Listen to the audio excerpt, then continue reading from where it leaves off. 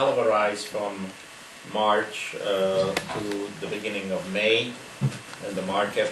I'm too old to remember percentages and don't memorize them.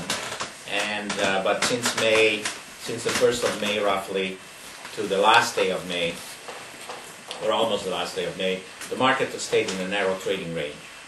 And it was in the last few days of June that we had a rally, first day of June actually, first working day of June. And yes, today we gave back a bit, which is really immaterial.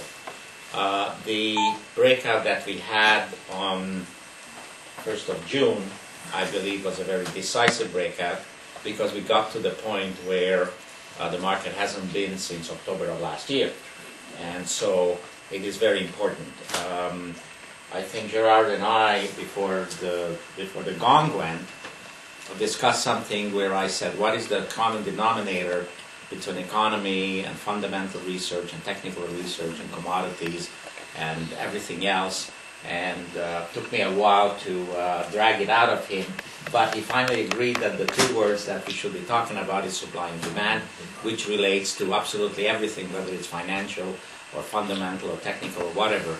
And so if you look at if you look at supply and demand today, it is much more important today to talk about supply and demand than almost any time in the recent past, because right now things are not trading on PEs, and it's not trading on so much on earnings. There is some stocks are trading at the PE ratios that we haven't heard of because the earnings are declining. In other words, we sometimes need a new measure to assess the market. And as far as I can see, the market did very late. Late? Finished dinner. With your permission, go. Oh, carry on. Your lordship. Your lordship. Lordship.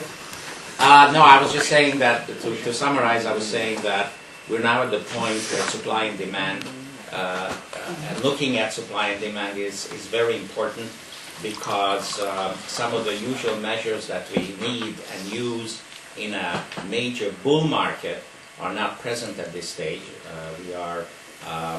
And so you have to, and so how it relates to what's been happening in the last few days is the fact that right now, I believe that a lot of portfolio managers are sitting on a lot of cash. They were very cautious, rightly so, but they have over-cautioned themselves. And you now get to the point, probably, I'm making this up, that the boss is going to say to this guy, he said, why am I paying you $1 million to sit on cash, whereas I hired you to manage the portfolio? And so these people are now just throwing money at the market, which is what we've seen in the last few days, except today, it doesn't matter. Our target for the Toronto market the near-term target is 11,500, we're not far. And to tie in with what Jill was saying, I think that one of the things we learned from the 70s is that in Canada, the resources and the energy sector does so well in this particular market condition where we are what we call a secular bear market. Secular meaning very, very long term, so don't get disturbed by the word secular. What we see for the year is a rally towards August, September, the usual October correction, a year-end rally, but then watch out starting in January, February, because 2010 is likely to be a very disturbing year.